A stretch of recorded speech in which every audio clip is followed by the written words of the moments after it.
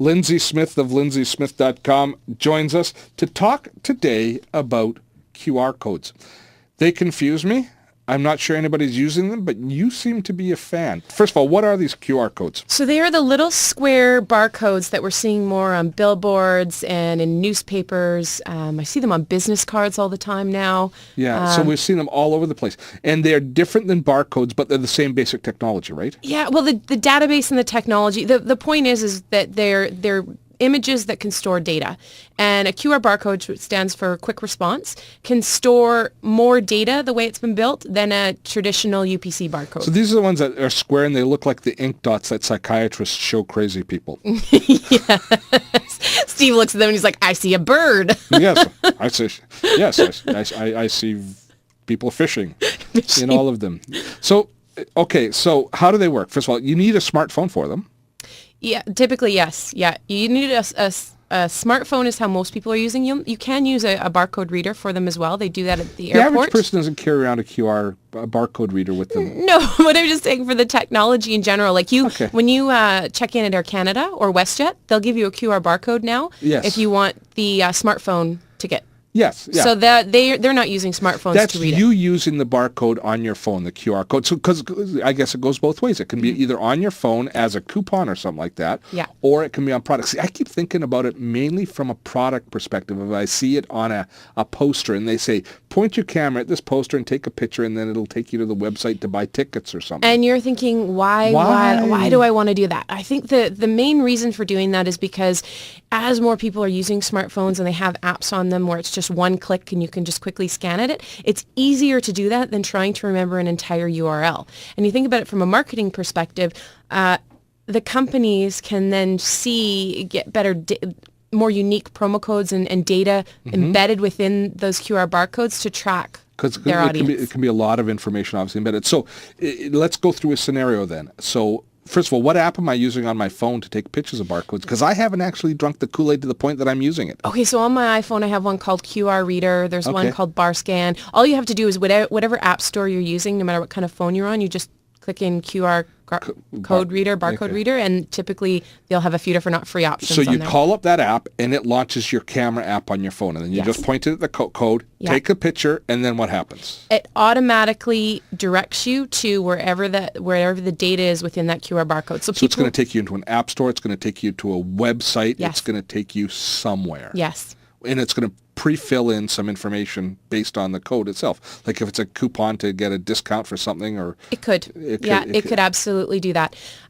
One thing that many people aren't aware of, if you go to Mobio, yes, yeah, so they do the payment processing with QR barcodes. They've partnered with restaurants around the city, and you can actually sign up for a Mobio account. You enter your credit card number in there securely. And then no matter, as long as you're at one of their partner restaurants, you don't have to give your credit card over to that restaurant. They'll never know your number. You just process it and pay from it right from your phone, and voila, you're done. So they give you an invoice that has a QR code on it, and you take the picture of the barcode? They'll actually put the barcode up right on the billfold a lot of the times. I haven't seen any on the receipts yet, but it's usually just a sticker on the billfold.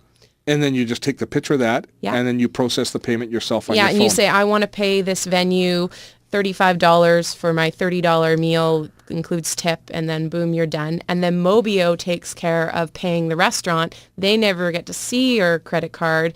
So a lot of people are finding that a very secure way. So you only have to trust one person trusting Mobio. I liked how you said, when you said you enter your credit card information securely, as opposed to all of us who enter our credit card information insecurely. Well, that's a question that a lot of people ask is that safe to enter my credit card information with this app provider? So you do have to have trust with the app provider, but they actually built this technology, I think, for the U.S. Navy or something like that. So it's pretty tight. So that's vendors presenting it to us. Now, in other cases, we're going to be able to go to websites, download QR code coupons into our phone, and then use them for discounts and other things, purchasing, where they scan them in as a barcode type Absolutely, thing, right? yeah. And in that case, if you're downloading a coupon, sometimes it'll be a barcode still. Sometimes it'll be a QR code. It's just how much data and just the level of technology they're invested in. Yeah, it just depends on the system that the store has set up or the restaurant has set up, and how they want to work it on their end.